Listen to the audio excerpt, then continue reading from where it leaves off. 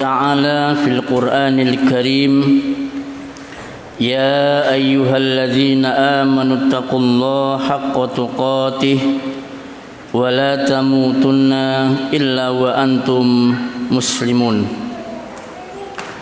Hadirin kaum muslimin, Bapak Ibu dan teman-teman sekalian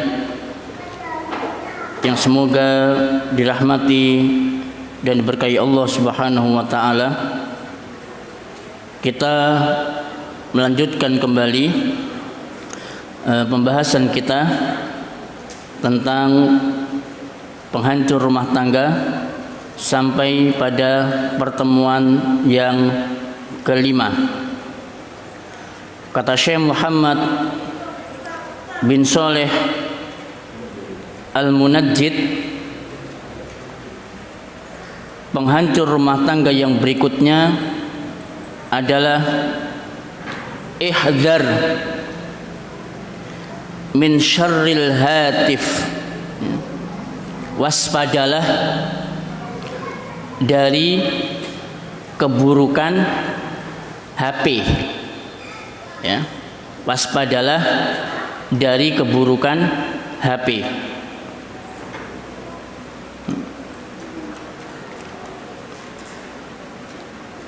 HP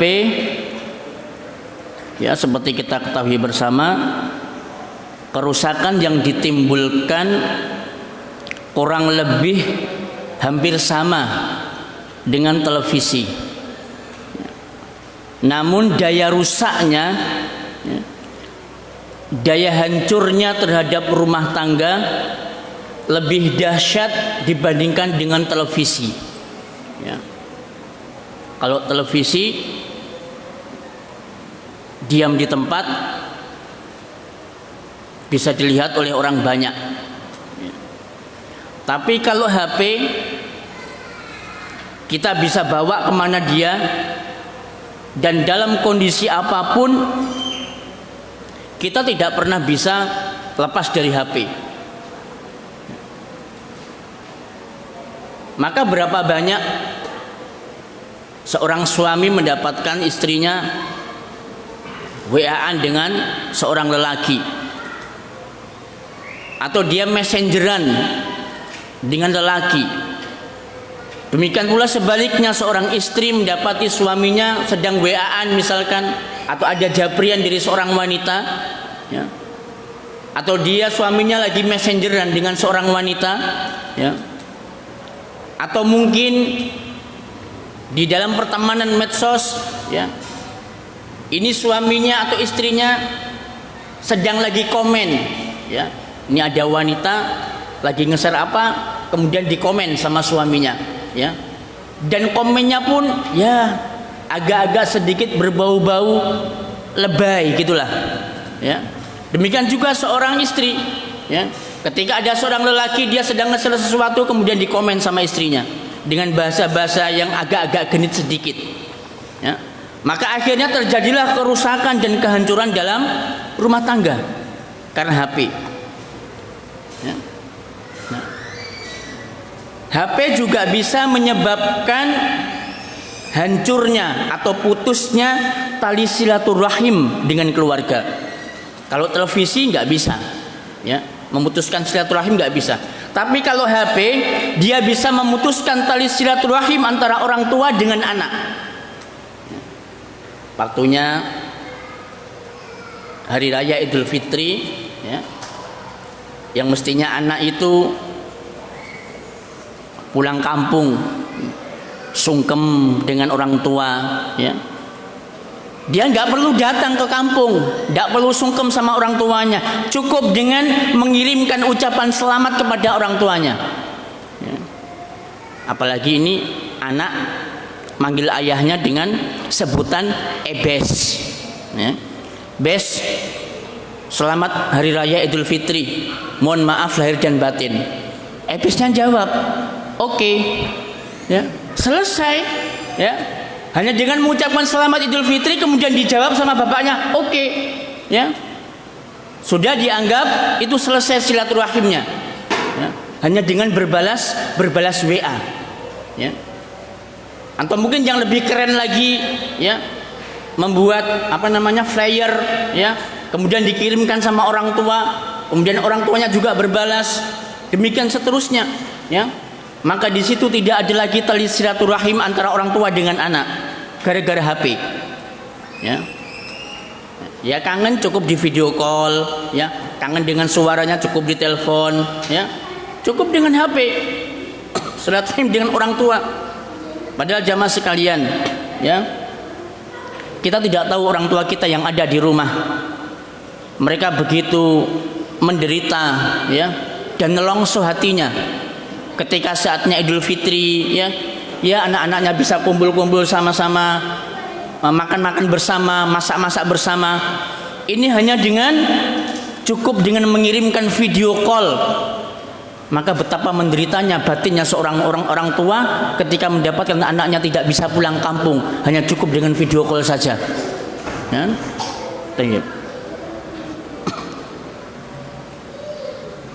Kemudian HP, ya, bisa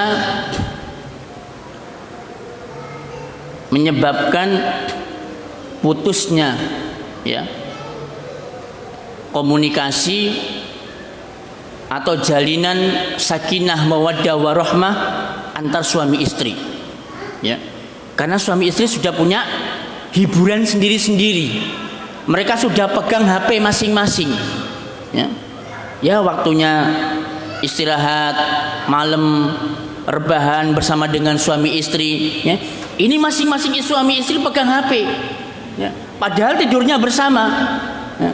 Akhirnya kemudian yang suaminya hadap kanan, yang istrinya hadap kiri, masing-masing pegang HP, ya, ada yang buka FB, ya, ada yang buka Twitter, ya. Tidak ada sama sekali jalinan komunikasi, padahal hubungan mereka berdua sangat dekat, tapi bisa dijauhkan dengan HP, ya. Akhirnya ya istrinya adalah HP-nya, suaminya adalah HP-nya, ya. Dan itu yang sering terjadi di masyarakat kita, ya. Dan masih banyak lagi jamaah sekalian, ya, kerusakan-kerusakan yang ditimbulkan oleh benda yang bernama HP ini, ya. Memang teknologi itu ibarat pisau bermata dua, ya. Ya, satu sisi bermanfaat bagi kita, bagi kaum muslimin, namun pada sisi yang lainnya dia memberikan madharat yang sangat tidak sedikit bagi kaum muslimin, ya. Apalagi ini, ya, musimnya daring, ya, sebagian sekolah ada yang daring, ya, sebagian sekolah ada yang tatap muka. Sejak tahun 2019 sampai sekarang ini, sekian banyak manusia, sekian banyak orang tua mengeluhkan tentang pembelajaran daring, ya. Bukan daringnya sebenarnya, ya, tetapi bagaimana anak ini ketika daring itu tidak daring, nyambi, ya. Jadi setelah daring, ya, nyambi buka-buka sesuatu, ya. Ya, mungkin dia buka apa, mungkin main game, atau mungkin buka sesuatu di tengah-tengah ketika dia daring. Coba bayangkan, ya. Bahkan ada salah satu pesantren, ya, salah satu pesantren ketika para santri itu dipulangkan semua ke rumah masing-masing karena pandemi, maka akhirnya pembelajaran pun jarak jauh, ya. Apa yang terjadi? Beberapa santri, ya, antara santri putri dengan santri putra, itu mereka saling komunikasi. Bayangkan, ya, ada yang tahu nomornya si A, kemudian dia minta, kamu tahu nomornya ini, dikasih. Kamu tahu nomornya ini, dikasih. Kemudian saling kirim-kirim pesan, kemudian saling berbalas.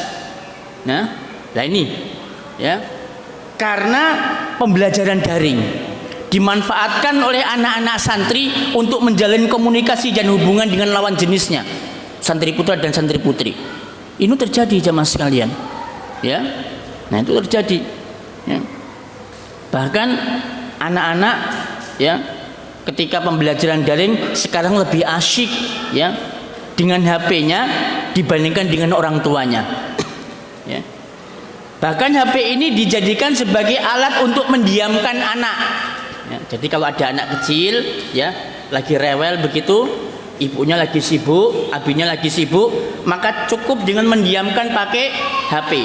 Ya, diputarkan film-film kartun, dikasihkan. Diem. Ya, diem memang. Orang tuanya asyik. Ya. Padahal jemaah sekalian, ya, para dokter, ya, para ilmuwan, mereka mengatakan bahwa betapa bahayanya benda yang bernama HP ini bagi anak-anak, ya, tanpa kita sadari, ya. Dan mereka mendapatkan pendidikan, mendapatkan pola asuh itu ada di HP, bukan di tangan orang tua, ya. Maka jemaah sekalian, kerusakan yang ditimbulkan oleh HP ini benar-benar sangat dahsyat bagi rumah tangga kita. Maka kita sebagai orang tua hendaknya mempunyai filter, ya, atau kita dampingi mereka ketika mereka itu sedang memegang HP, ya, karena bahaya yang ditimbulkannya sangat-sangat dahsyat dan luar biasa, ya. Kemudian yang berikutnya, menghancur rumah tangga,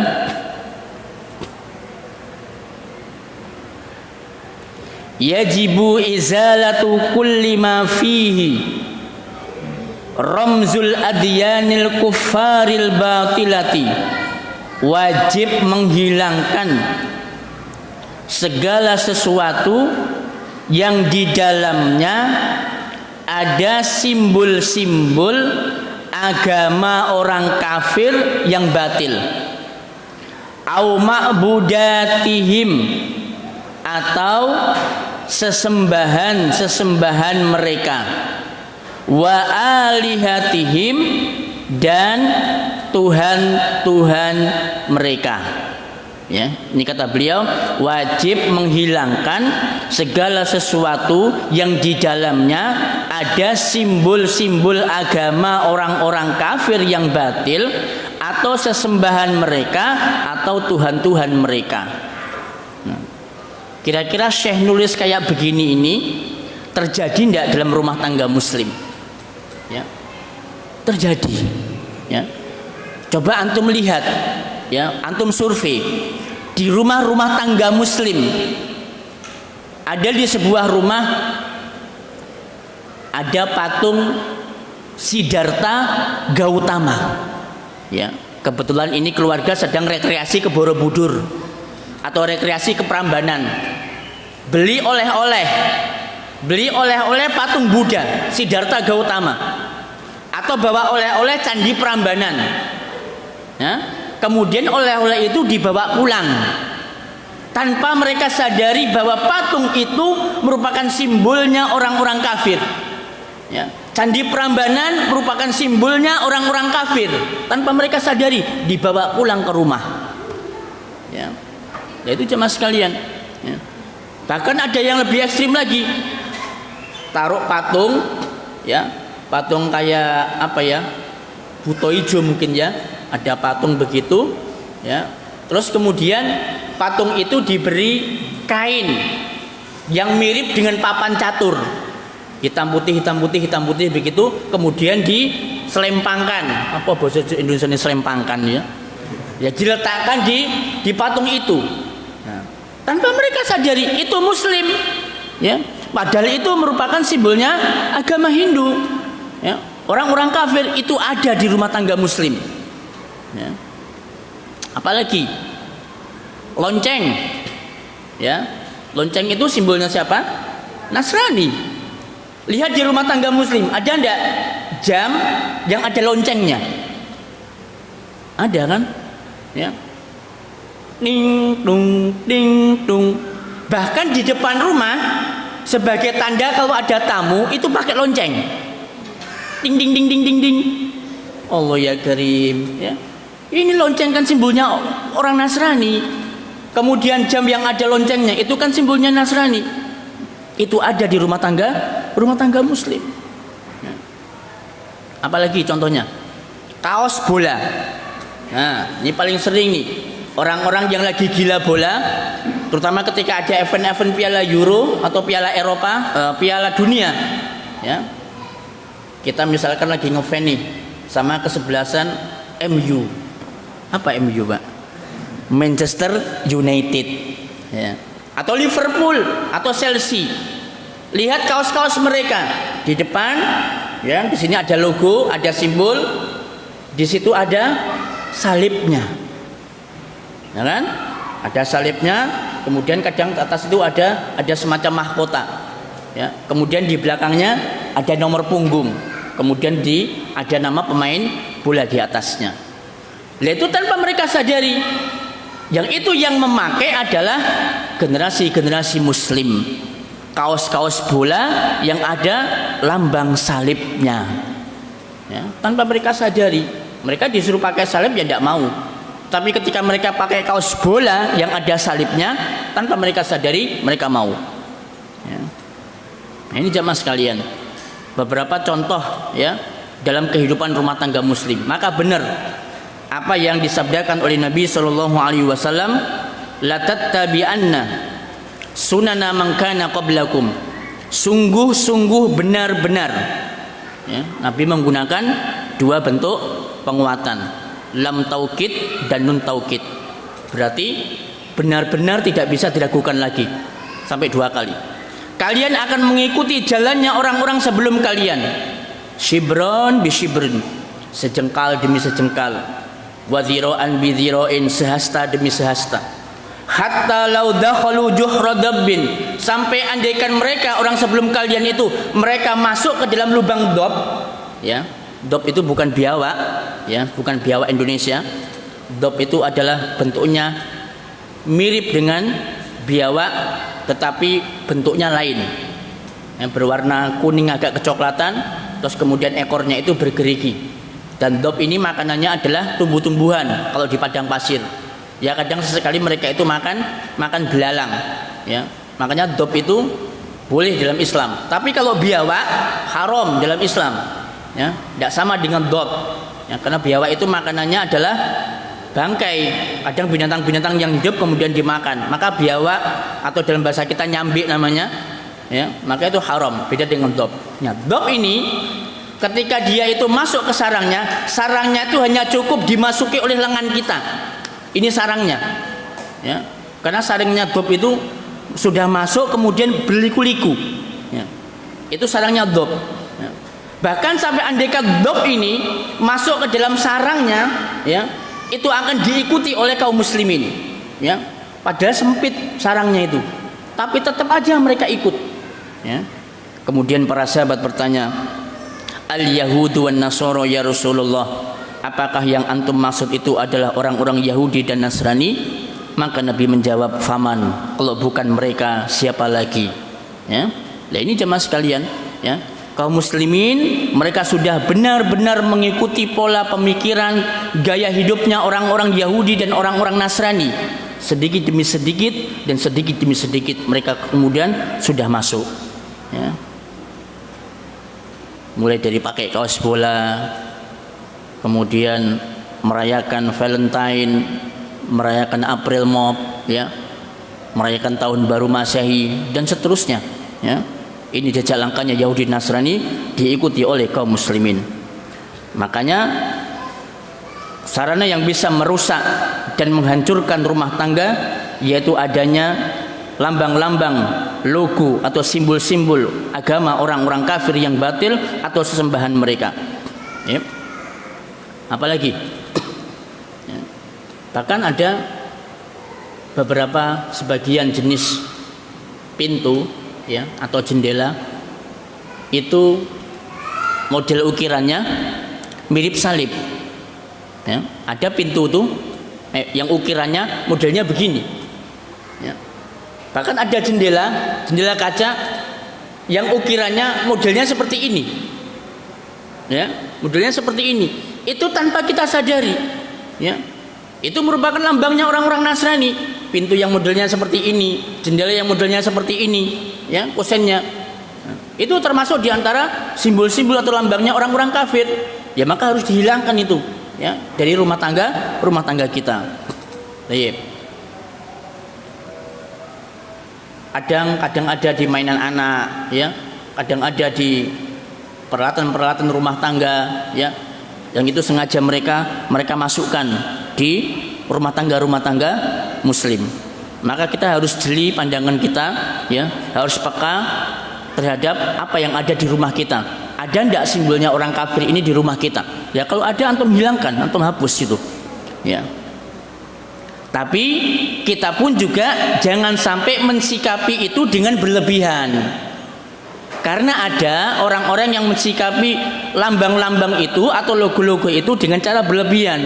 Pakai ilmu cocok logi. Ya, pakai ilmu cocok logi. Tok gatok matuk.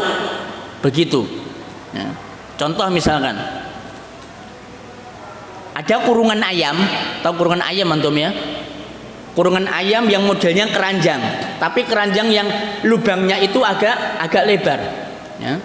Nah, itu kalau diteliti, ya, orang yang suka pakai ilmu cocok logi tadi itu, ya, mengatakan bahwa ini keranjang, lubangnya ini membentuk bintang David, ya, membentuk bintang David, lambangnya orang Yahudi.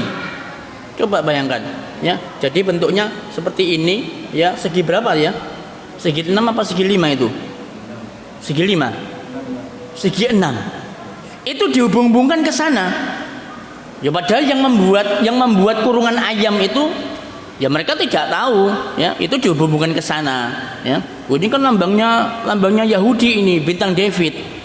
Nah, kemudian ada lagi lembaga pendidikan, ya, pesantren yang kemudian logonya, ya, hampir sama seperti itu, kemudian dihubungkan, ya, membentuk bintang David dan lain sebagainya. Nah, ini adalah sesuatu yang berlebihan saya kira, ya. Jadi tidak semua segala sesuatu yang kemudian agak mirip, ya, kemudian dihubungkan ke sana. Nah,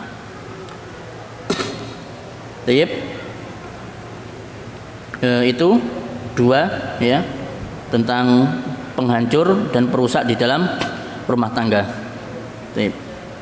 Ini ada pertanyaan, ya, yang kemarin belum sempat terjawab semua. Sambil mengisi waktu, mungkin ada sesuatu yang mau disampaikan atau ditanyakan, dipersilahkan. Dosakah istri membiarkan suaminya tidak sholat, seperti membangunkan suami untuk sholat berjamaah tapi malas tidak bangun-bangun? Suami lebih memilih ngobrol dengan teman-temannya daripada sholat di masjid dan lebih memilih sholat di rumah, padahal dia sudah lama hijrah. Nah, suami yang membiarkan suaminya tidak sholat berdosa. Ya, saya ulangi, ya. Suami ataupun istri yang membiarkan pasangannya tidak sholat adalah berdosa. Sebaliknya, istri yang membangunkan suaminya untuk sholat mendapatkan pahala. Suami yang membangunkan istrinya untuk sholat mendapatkan pahala. Ya. Nabi Shallallahu Alaihi Wasallam bersabda, rahimallahu rajulan, Allah merahmati seorang laki-laki, seorang suami, qama minal laili, dia bangun pada malam hari, fasalla, kemudian dia sholat, wa aiqadham ra'atahu, kemudian dia membangunkan istrinya, wa in abad, andaikan istrinya itu menolak,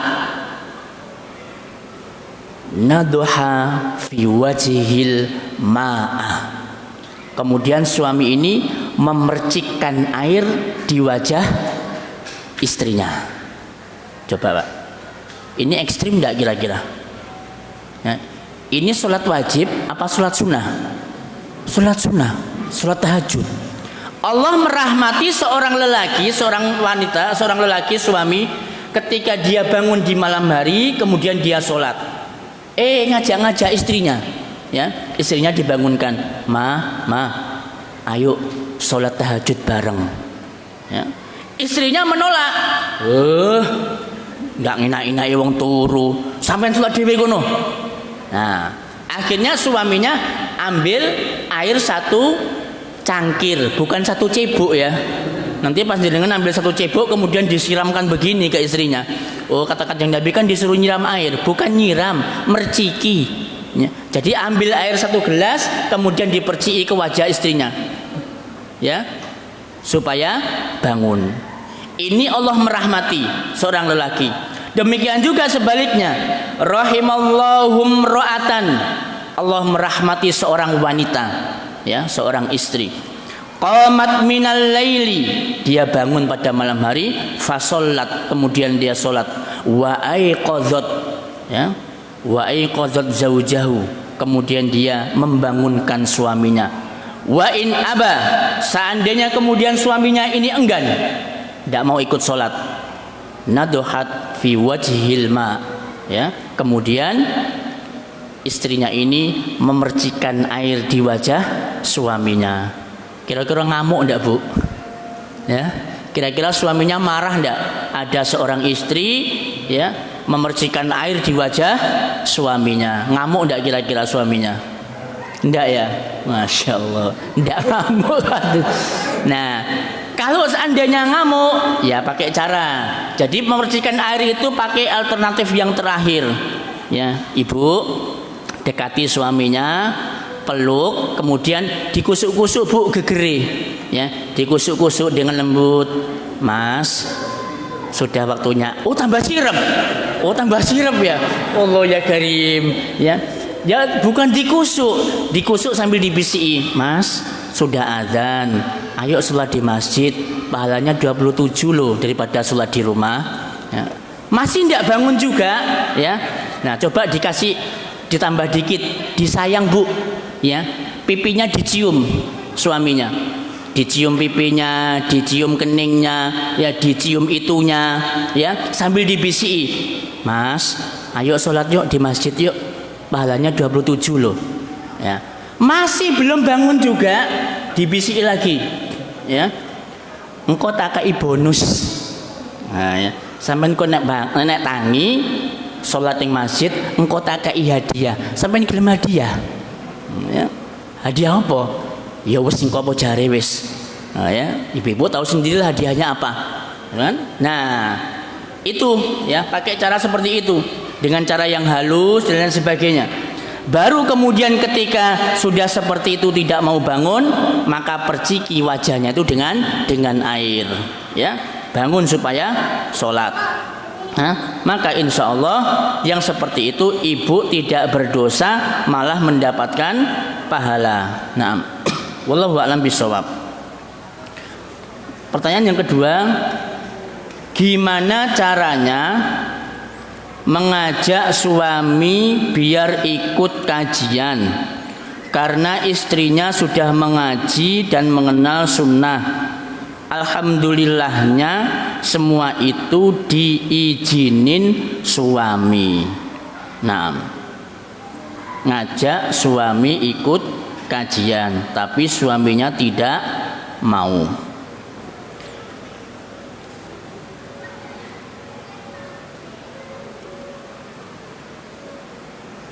Gimana ya? Ya. Mengajak suaminya ikut kajian, jika tidak mau ya dirayulah, Bu, dirayu bagaimana caranya suami itu mau ikut pengajian. Nah, ibu-ibu insya Allah lebih tahulah caranya merayu suaminya bagaimana supaya mau ikut kajian, ya. Jika dia tidak mau, ya maka bisalah suruh dia untuk buka YouTube, ya, atau mungkin dia dengerin radio MD misalkan, ya, atau mungkin dengarkan kajian secara live lewat FB, ya, atau lewat Zoom barangkali, ya, maka suruh dengarkan. Nah, apabila masih tetap tidak mau, ya sudahlah, kita doakan suami kita, ya, mudah-mudahan Allah Subhanahu wa taala memberikan hidayah kepadanya untuk datang ke pengajian. Ya, dengan diiming-imingi beberapa keutamaan orang yang hadir dan mendatangi kajian ilmu. Nah, yang terakhir, Ana pernah baca kitab kesalahan-kesalahan umum pada sholat karangan Abu Ammar Mahmud Al-Misri. Di sana dijelaskan doa-doa pada saat berwudu antara sunnah dan bid'ah, dan dijelaskan pula terdapat hadis yang sahih berkenaan dengan adanya doa saat berwudu. Hadis riwayat An-Nasai dan Tirmidzi nomor 1265. Namun ada juga hadis dhaifnya. Jadi kesimpulannya Ustadz, apakah boleh atau ada sunnahnya berdoa saat berwudu? Nah, ini pertanyaan sudah saya pelajari, ya, dan saya lihat di hadis riwayat Tirmidzi nomor 1265 itu bukan masalah doa saat berwudu, tetapi masalah sumpah, ya. Jadi ini mungkin keliru mencantumkan nomor hadisnya. Jadi nomor 1265 itu bab tentang masalah sumpah, bukan doa saat berwudu. Dan kami sampai sekarang belum punya bukunya Abu Ammar Mahmud Al-Misri, ya. Jadi kami tidak bisa menjawab. Tetapi Imam Nawawi rahimahullah di dalam kitabnya Al-Azkar, beliau menyebutkan tentang doa-doa saat berwudu. Ketika mencuci tangan itu ada doanya. Ketika membasuh wajah itu ada doanya. Ketika mengusap tangan sampai siku itu ada doanya. Sampai ketika membasuh kaki itu ada doanya. Itu doa yang dikumpulkan oleh Imam Nawawi dalam kitabnya Al-Azkar. Tetapi beliau tidak mencantumkan hadis, ya. Tidak mencantumkan hadis doa ini sumbernya dari mana, tidak. Tapi hanya beliau menuliskan bahwa doa ketika membasuh muka itu bacanya seperti ini, ya. Tangan seperti ini, kaki seperti ini, ya. Wallahu alam, ya, dalam masalah ini. Kalau memang ada bukunya, monggo silakan, mungkin bisa didiskusikan bersama-sama. Nah, wallahu alam bisawab. Baik. Yep. Mungkin Bapak ada yang mau disampaikan atau ada pertanyaan sebelum kita lanjutkan?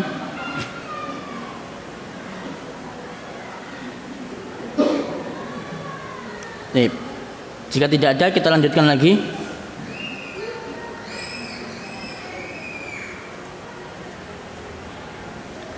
Kata beliau, izalatu suwari zawatil arwah, menghilangkan gambar-gambar yang mempunyai nyawa, ya. Jadi sumber kerusakan dan kehancuran dalam rumah tangga itu adanya gambar-gambar, foto-foto, lukisan-lukisan yang memiliki nyawa. Nah, kerusakannya di mana? Kehancurannya di mana? Ya.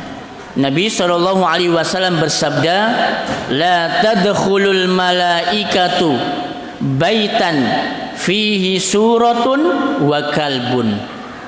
Malaikat tidak masuk pada sebuah rumah yang di dalamnya ada gambar, maksudnya gambar bernyawa, dan di dalamnya ada anjing.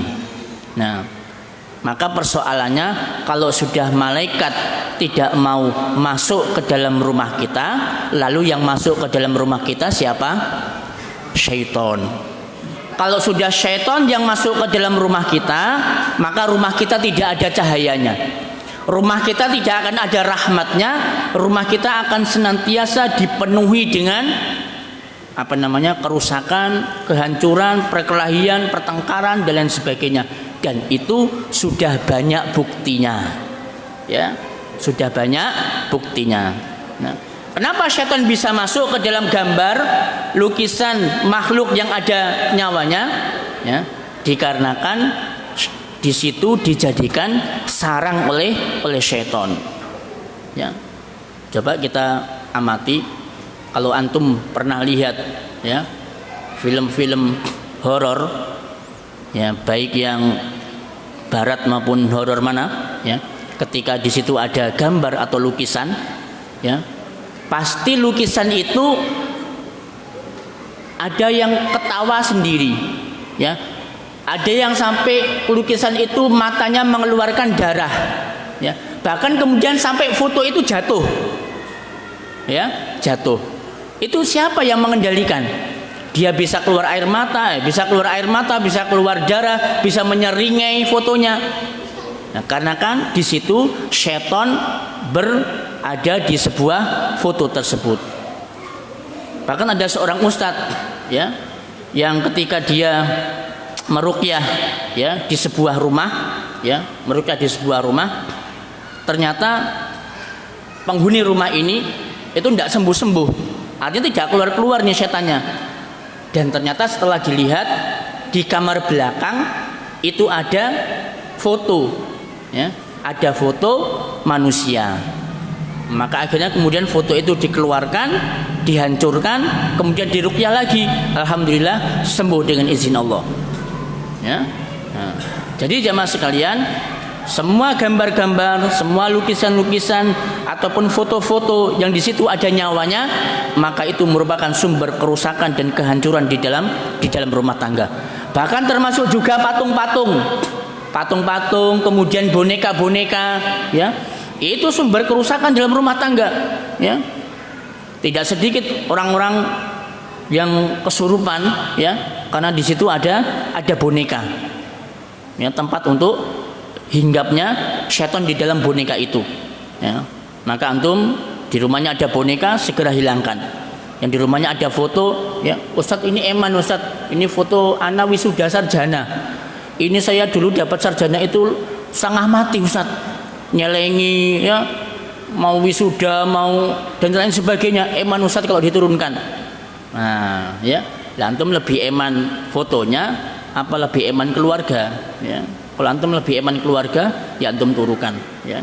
Atau mungkin dalam bentuk album, ya, antum taruh di album, kemudian ditutup, dilihat sewaktu-waktu, selesai, ya, daripada dipajang di tembok, ya.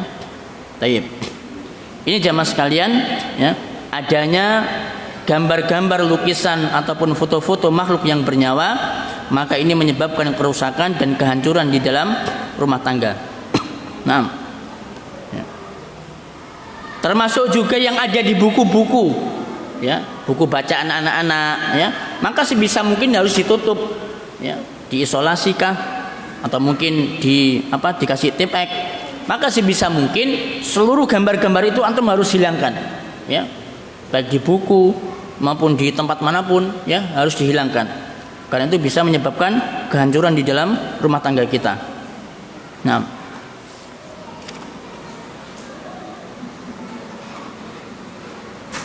sip. Ada pertanyaan? Nggih, monggo Mas Teguh.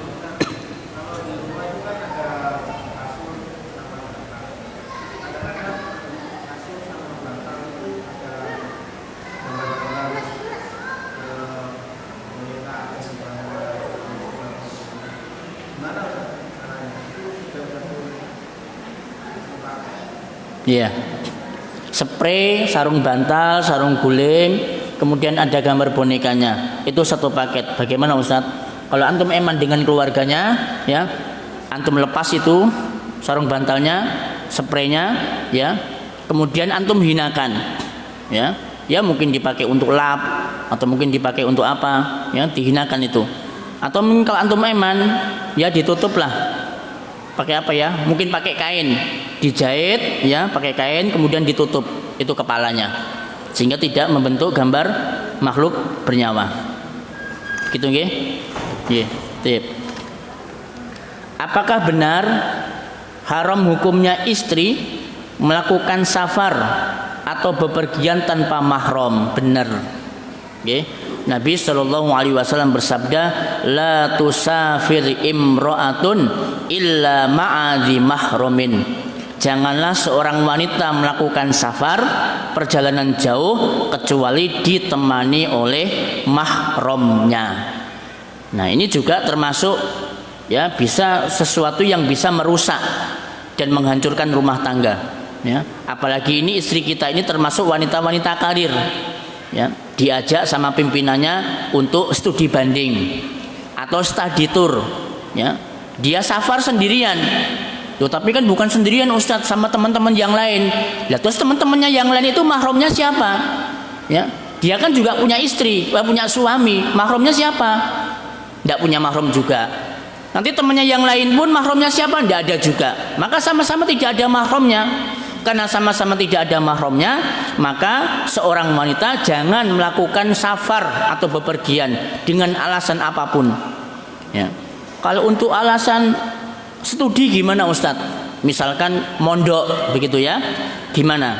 Nah, kalau untuk studi ya, untuk belajar mondok, maka mahramnya itu menemani istrinya atau putrinya safar ke suatu tempat. Begitu dia sampai di tempat itu, maka bisa ditinggal. Maka status istri kita atau anak kita bukan safar lagi, tapi dia sudah mukim. Ya, dia sudah mukim. Nah, ketika istri kita mau pulang atau putri kita mau pulang, maka harus kita jemput. Jangan dibiarkan istri pulang sendiri, putrinya pulang sendiri, tapi dijemput. Ya, dijemput sama kita, kemudian kita antarkan ke rumah. Ya, itu yang betul. Ya. Ustadz, ini ada pelatihan bahasa Arab, ada pelatihan tahsin di luar kota. Ini yang mengisi ustazah. Istri saya pengen ikut Ustadz, bagaimana? Temani, antum antarkan sampai ke tempat tujuan. Setelah itu antum tinggal boleh, atau tetap antum temani, antum sekalian ikut belajar, tidak menjadi masalah. Yang penting jangan pernah biarkan istri kita, putri kita bepergian jauh tanpa ditemani dengan mahramnya, karena sangat berbahaya.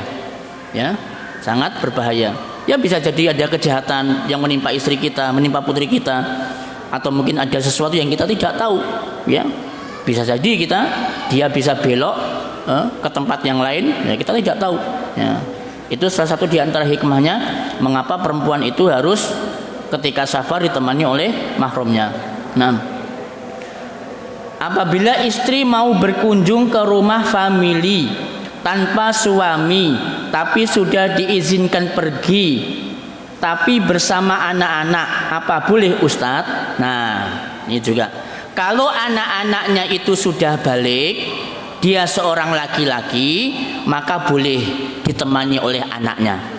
Tapi kalau anaknya itu belum balik, ya belum balik, meskipun dia itu laki-laki, maka tidak boleh istri bepergian sendirian meskipun sama anaknya ke rumah famili. Ya, nah itu. Nah, ini juga suaminya harusnya peka nih, ya. Lihat istrinya pergi sama anaknya, oh ya anak kan belum balik nih, dia tidak boleh safar sendirian tanpa mahramnya. Antum antarkan, apa susahnya? Ya. Antarkan istrinya datang ke rumahnya famili, ya, apalagi cuma dekat sini Dringu, ya antarkan, kenapa? Ya, nah, apalagi sampai jauh keluar kota ke Malang, ke Surabaya, antum antarkan, ya tidak menjadi masalah. Ya. Apa susahnya, apa beratnya mengantarkan istri datang ke rumah familinya? Ya, nah, daripada terjadi apa-apa nanti di jalan sama istrinya. Yang dikatakan safar itu jaraknya berapa kilometer Ustadz? Ini para ulama berbeda pendapat. Yang jelas safar itu tidak ada jarak yang khusus, itu disesuaikan dengan urf kebiasaan suatu tempat. Jadi kalau misalkan Probolinggo Lumajang itu dikatakan safar, ya maka dikatakan safar. Jika Probolinggo Pasuruan bukan dikatakan safar, maka ya bukan safar. Maka itu pendapat yang paling kuat di antara para ulama, bahwa safar itu dikembalikan sesuai dengan kebiasaan daerah masing-masing. Naam. Wallahu alam. Mau azan dulu apa mau dilanjut? Ini mau azan dulu, monggo.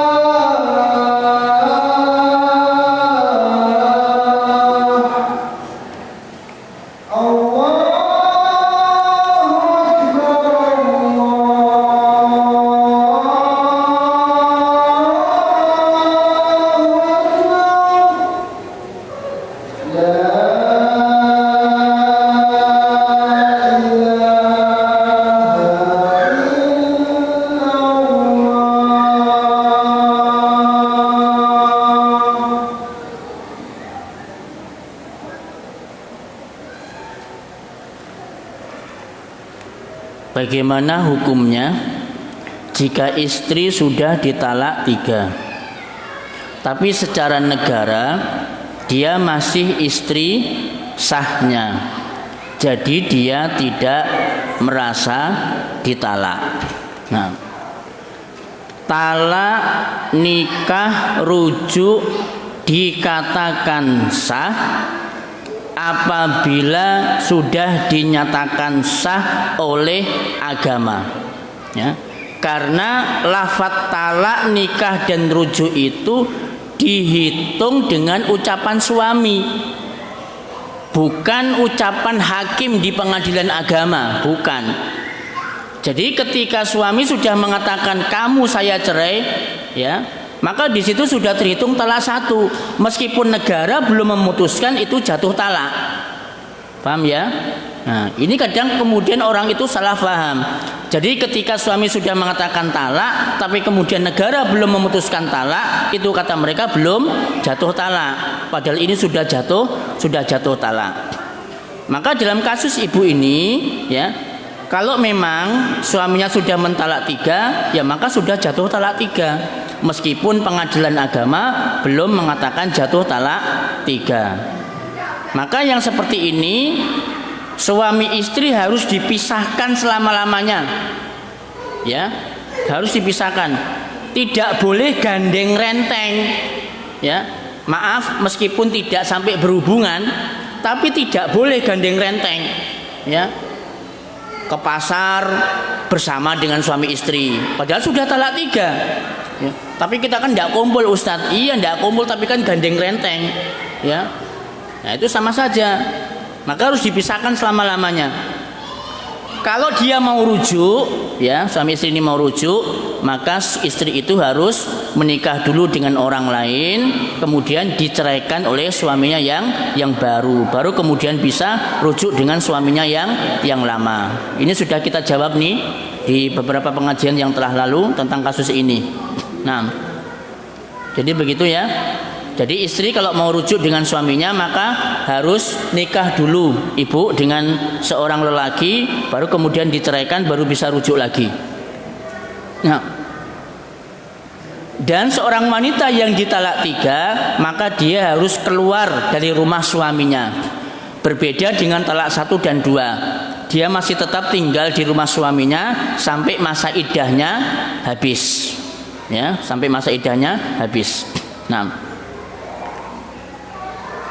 jika suami tidak memberi nafkah batin, Allah, selama berbulan-bulan, ono ya, bagaimana hukumnya?